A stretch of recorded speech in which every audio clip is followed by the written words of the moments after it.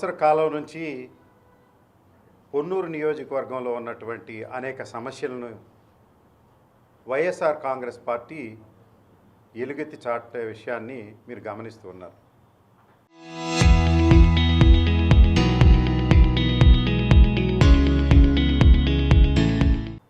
ఇక్కడ ప్రధానంగా గుంటూరు ఛానల్ పోయిన వర్షాకాలంలో కట్టలు తెగి సుమారుగా 30,000 ఎకరాలు వరి పంట నీట మునిగినటువంటి సందర్భాన్ని పురస్కరించుకొని వైఎస్ఆర్ కాంగ్రెస్ పార్టీ పెక్కు కార్యక్రమాలు చేయడం, ఈ సమ్మర్లో అయినా ఆ కట్టలు బలం చేసే కార్యక్రమాన్ని చేపట్టమంటే ఇప్పటి వరకు చేసిన దాఖలాలు లేవు.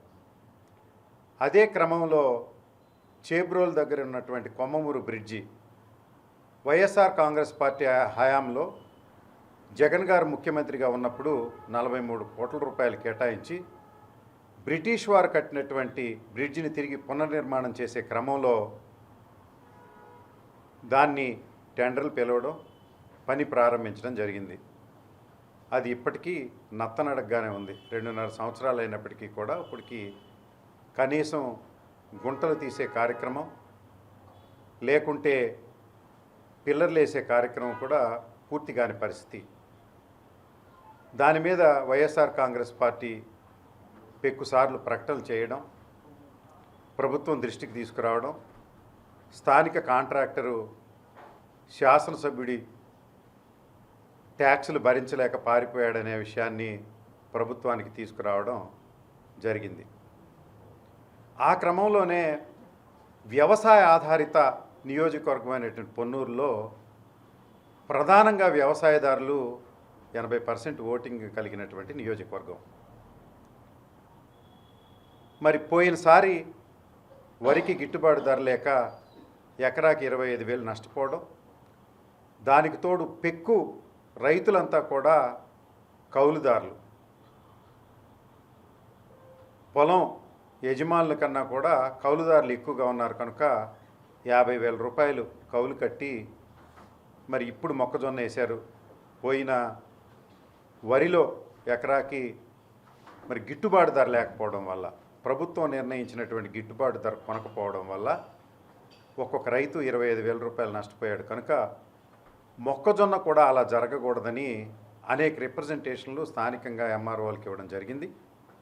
అదే క్రమంలో ఇటీవల కలెక్టర్ గారికి కూడా ఇవ్వడం జరిగింది. ప్రధాన విషయం ఏంటయ్యా అంటే, రాష్ట్రంలో శనగ మొక్కజొన్న పండించమని వ్యవసాయ శాఖే రైతులను ప్రోత్సహించింది. ఎందుకంటే మిగతా పంటలు అంత గిట్టుబాటు ధరగా లేవని. పొన్నూరు నియోజకవర్గంలో 40,000 ఎకరాల్లో రాష్ట్రంలోనే అత్యధిక మోతాదు మొక్కజొన్న పండించడం జరిగింది. ఇటు మొక్కజొన్న అటు జొన్న కూడా కొంత భాగాన్ని. అంటే సుమారుగా ఈ సీజన్లో 18 లక్షల క్వింటాళ్ళు ఈల్డ్ వచ్చే పరిస్థితి ఉంది. ఎకరాకి 40 నుంచి 50 క్వింటాళ్ళు మొక్కజొన్న. అంటే పొన్నూరు రైతు తెలివిగలవాడో లేకుంటే ప్రోటోకాల్ బాగా పాటిస్తాడు కనుక నైపుణ్యంగా వ్యవసాయం చేయడం, ఎరువులు తగిన మోతాదులో నిర్ణీత సమయపాలన చేయడం వల్ల ఈల్డ్ బాగా వచ్చింది ఈ సంవత్సరం. మరి ప్రభుత్వం ఇప్పటికే పోయినసారి జగన్మోహన్ రెడ్డి గారు ప్రకటించిన 2,400 రూపాయలకి మొక్కజొన్న కనడం 4 సంవత్సరాలు జరిగింది. 4 సంవత్సరాల్లో రైతు పచ్చగా ఉన్నాడు. క్రితం సంవత్సరం కానీ ఈ సంవత్సరం కానీ కేంద్ర ప్రభుత్వం హడావుడిగా ఎంతో ప్రకటించింది 2,400 రూపాయల మద్దతు ధరని. ఇప్పటికీ నెల రోజుల నుంచి మొక్కజొన్న కొయ్యటం, నూర్పిడి చేయటం, అమ్మటం జరిగింది. ఒక్క కొనుగోలు కేంద్రం కూడా పొన్నూరు నియోజకవర్గ వ్యాప్తిగా ప్రారంభించిన దాఖలాలు లేవు. ఓపెన్ మార్కెట్లో దళారులు 1,400 నుంచి 1,700 వరకు, ఇటీవల కాలంలో 1,650 రూపాయల క్వింటాల్ ధర చొప్పున ఇప్పటికే కొంటూ ఉన్నారు. గత నెల రోజుల నుంచి అనేక సార్లు ఇది ప్రజల దృష్టికి, ప్రభుత్వం దృష్టికి తీసుకురావడం, ఇప్పటికైనా మొక్కజొన్న కేంద్రాలు తెరవమనడం జరిగింది. ఇటీవల కలెక్టర్ గారిని కూడా కలిసి 23వ తారీఖు లోపు మీరు కేంద్రాలు తెలియకపోతే పొన్నూరు రైతు పోరాట దీక్ష పేరుతోటి జొన్న మొక్కజొన్న రైతులు కలెక్టర్ ఆఫీస్ ఎదురుగా ధర్నా చౌక్ దగ్గర మేము పోరాట దీక్ష చేయదలిసామని వారికి చెప్పడం, రేపుకి అది నిర్ణయించడం మీ అందరికీ తెలిసిన విషయమే.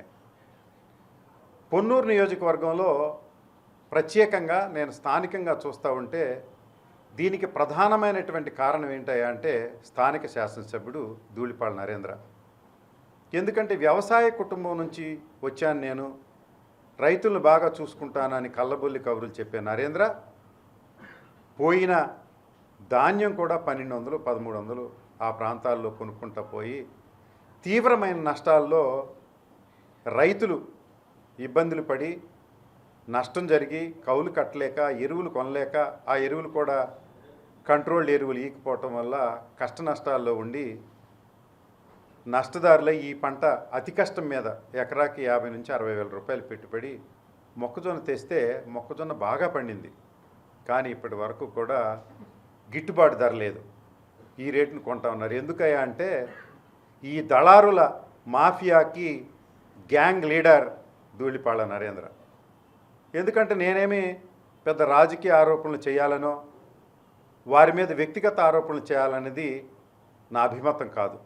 మొక్కజొన్నకి ఎందుకు రేటు రావడం లేదు, గిట్టుబాటు ధర అనేదే నా మెయిన్ ఎజెండా. నాకు మొక్కజొన్న నేనేం పండించలేదు, ఎక్కువ వచ్చినా తక్కువ వచ్చినా వ్యక్తిగతంగా నాకేం లబ్ధి లేదు. ఇది రైతుల పక్షాన మాట్లాడే మాట. ఎందుకయ్యా అంటే ధూళిపాళ నరేంద్రే పెద్ద దళారి. ఎందుకయ్యా అంటే అతను 1650 చేసి మొక్కజొన్న కొని సంగం డైరీలో నిల్వ చేసి దానిని రేపు పశుగ్రాసంగా పశుదానాగా మార్చి లేకుంటే మారుబేరం చేసి లబ్ధి పొందాలన్న మిషతోటి ఆయనకి సంబంధించిన 4 వ్యక్తులు నియోజకవర్గ వ్యాపితంగా దళారులుగా ఏర్పడి 1650 రూపాయలు, 1400 మొదలుకొని 1650 రూపాయల వరకు కొని గోదాముల్లో నిల్వ చేస్తున్నటువంటి విషయం పొన్నూరు నియోజకవర్గ వ్యాప్తిగా బహిరంగ రహస్యం. దీనిలో కాదనడానికి ఏం లేదు. అసలు ధూళిపాళ నరేంద్ర నైజం ఏంటయ్యా అంటే మినుములు రేట్ లేదు, మినుములు కొన్నాడు, సంగం డైరీలో మినపుండలు చేసుకుని సున్నుండలు చేసుకుని మారుబేరం చేసుకుని లబ్ధి పొందుతూ ఉన్నాడు. అదేవిధంగా ఆ సంగం డైరీ రైతులకు చెందింది, అది మరి ఇప్పుడు అది వ్యక్తిగత కంపెనీగా మార్చుకున్నాడు. దాన్ని పాల కేంద్రాలు పెట్టి పాలు కొని వివిధ రూపాల్లో మారుబేరాలు చేసుకొని అక్రమార్జన చేస్తూ ఉన్నాడు. అదే క్రమంలో మొక్కజొన్న కూడా తక్కువ రేట్లో కొని ఎక్కువ రేటుకి అమ్ముకుని పశుగ్రాసం చేసి లబ్ధి పొందాలని, అంటే రైతు ఉత్పత్తులకు రేటు వస్తే అతను రైతు ఆధారిత ప్రోడక్ట్ మీద ఏర్పడ పరిశ్రమలు కనుక ఆ పరిశ్రమలో లాభం రాదు కనుక ముడిసరుకు రేటు తగ్గించడానికి ఒక మాఫియాలాగా పొన్నూరు నియోజకవర్గంలో తయారనడంలో ఏమాత్రం అతిశయోక్తి లేదు. ఉదాహరణకి పాలు, ఉదాహరణకు మినువులు, ఉదాహరణకు మొక్కజొన్న, ఇలాంటి ముడిసరుకులన్నీ కొని వారు ప్రాసెస్ చేసి ఎక్కువ రేట్లు అమ్ముకునే ఒక దళారీ పారిశ్రామికవేత్త ధూళిపాళ నరేంద్ర. మీరు చూస్తూ ఉన్నారు. ఆయన డెసిగ్నేషన్లో మీరు ఎక్కడన్నా చూసారా?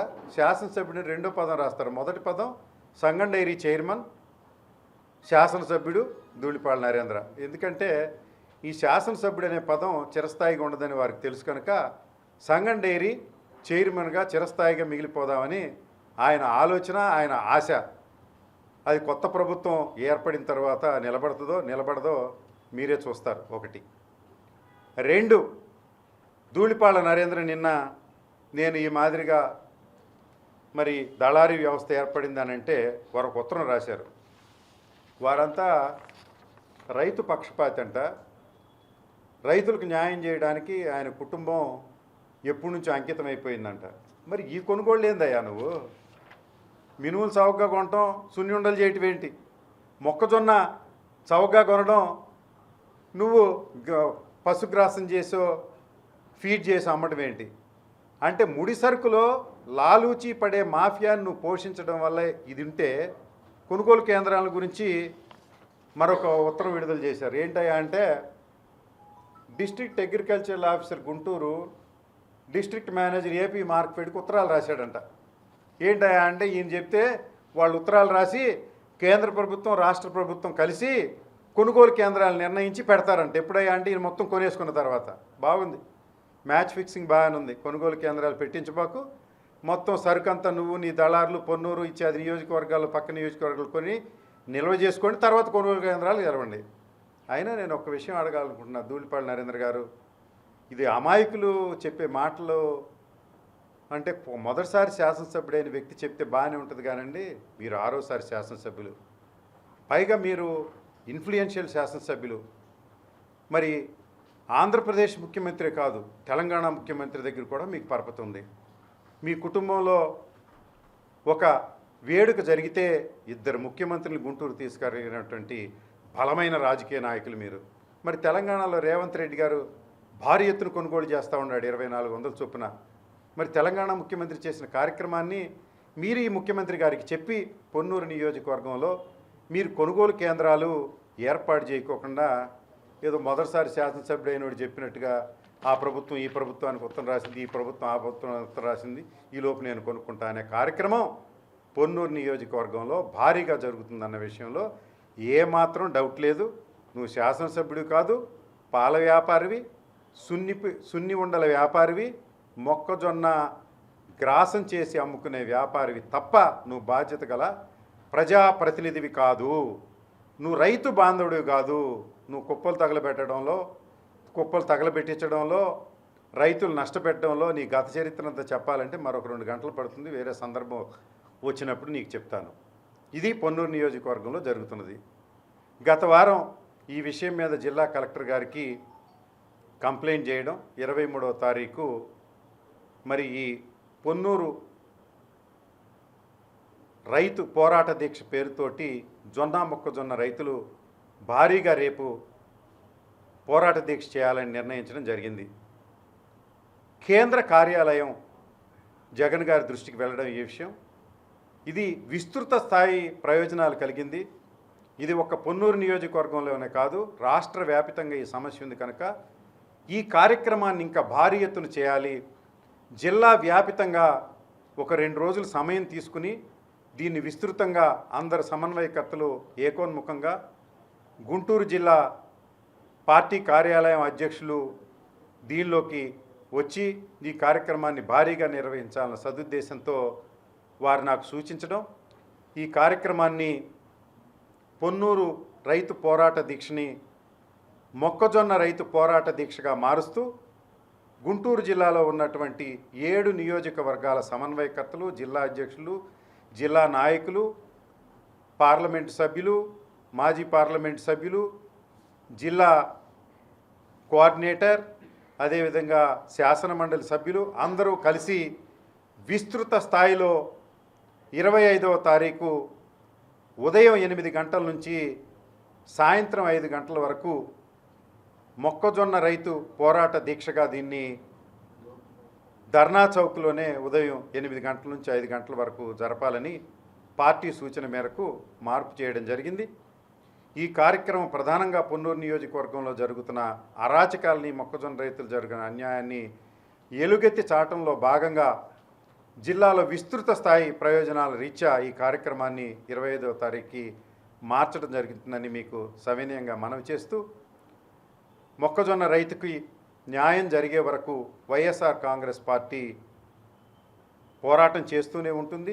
రాబోయే రోజుల్లో కూడా పొన్నూరు నియోజకవర్గంలో ఉన్నటువంటి వివిధ సమస్యల్ని ఎలుగెత్తి చాటుతామని మేము తెలియజేస్తూ 25వ తారీఖు జరిగే ఈ కార్యక్రమాన్ని ప్రజానీకానికి తెలియజేయవలసిందిగా, మిగతా కార్యక్రమాలన్నీ కూడా జిల్లా అధ్యక్షులు అంబటి రాంబాబు గారు వచ్చిన తర్వాత అందరు సమన్వయకర్తలు కూర్చుని ఆ రోజు కార్యక్రమాన్ని అన్ని నియోజకవర్గాల పార్టిసిపేషన్ తోటి ఘనంగా ఎలుగెత్తి చాటుతామని మీ అందరికీ తెలియజేస్తూ సెలవు తీసుకుంటాను.